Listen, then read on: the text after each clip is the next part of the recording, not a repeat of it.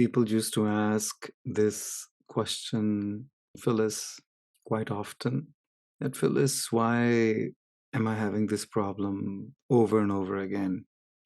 One of the most common answer was, what is it that I'm supposed to learn from this problem? This also has many ways to go about. The real question is to ask yourself a blanket question. What is it that I'm supposed to learn from this situation in as dispassionate a way, in as detached a way, in as non-judgmental a way as possible? We tend to be attached to our point of view. We tend to be attached to whatever we are attached to. That's why we're blindsided. And or we are too close to the problem to see the forest for the trees. So why is it that the same problem is repeated over and over again? Go back to kindergarten. What is 2 plus 2? Not until the lesson is learnt. Each time this question comes up, what is 2 plus 2? It looks like a problem. It doesn't look like, yeah, I know how to solve this. It doesn't look like an opportunity. Only when we take ownership of the problem and solve the problem actually disappears. So every time it comes up, it looks like a repeat problem. Not only looks like a repeat problem, it looks like I am the one who seems to be the problem. Why am I being blamed every time? Why is it me who seem to be making a mistake every time? You see, the thing is, there was only one problem that has been repeated over a period of time. Because the problem was not owned, I didn't take ownership of the problem. Oh, yeah, that's my problem. And I didn't take ownership of solving the problem. And I didn't really learn what I needed to learn from the problem. Every time it reappears, it appears, first of all, as a new thing. And even if somebody else tries to solve the problem for you or gives you the answer, you still haven't solved the problem.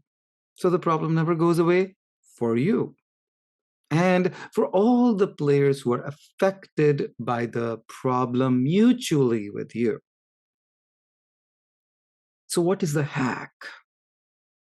Why is problem such a big problem? In real work situation, we are employed for solving a problem for somebody else, but I know how to solve it. When our employment in this real world requires this trait, how come it is not okay for us to be having problems? Why is it not okay for us to make mistakes? Because you will not learn if you don't make a mistake. A mistake is not a mistake if you take ownership of it and you solve it. Life is no longer a burden when I allow myself to make a mistake. Now, mind you, it would be a mistake if we keep on repeating the same mistake over and over again. That is why sorry is such a poor payment or repayment for a mistake. Because psychologically, we feel that I have paid my dues by saying I'm sorry. Have you learned your lesson? Have you made amends? Do you recognize what the problem was in the first place? What would you do the next time this problem takes place? Have I gone through this series of scenarios so that when something like this happens again, most likely it's going to happen again. It's life. I know how to respond to it. There is so much growth when we allow ourselves to make mistakes. There's so much growth when we allow differing point of views. It's okay for somebody else to have a different point of view than my point of view.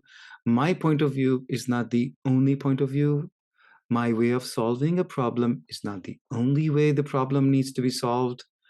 I can be happy to know that I know how to solve it, and I'm excited to listen to you how you would approach that. Like, wow, that's so different.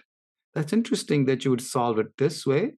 And let me share how I solved it. When you want to teach somebody, say, hey, I was in a similar situation and this is what I did. And you leave it at that. Then the person learns. The person doesn't feel cornered or judged. It's often we ourselves who judge ourselves. Forget about other people. And we don't want to be judged. So the fear of being judged make us not take ownership of the problem. This happens in family, in relationships, and workplace, and even society at large. We don't applaud honesty. We don't applaud people recognizing their mistakes. So this is a very systemic societal issue that starts at a familial level in education system, then infiltrates into the workplace and obviously the society at large. So we're not here to change the world. Yes, we are here to change the world by changing ourselves, by me setting a good example to myself first. When I take ownership of a problem, when I work on the problem, when I look at different solutions to the problem, when I make changes and amendment in my thinking, in my feeling, in my actions, what am I telling myself? I love me. When I give this permission to myself to make a mistake, then it's easier for me to allow other people to make a mistake. I just love me.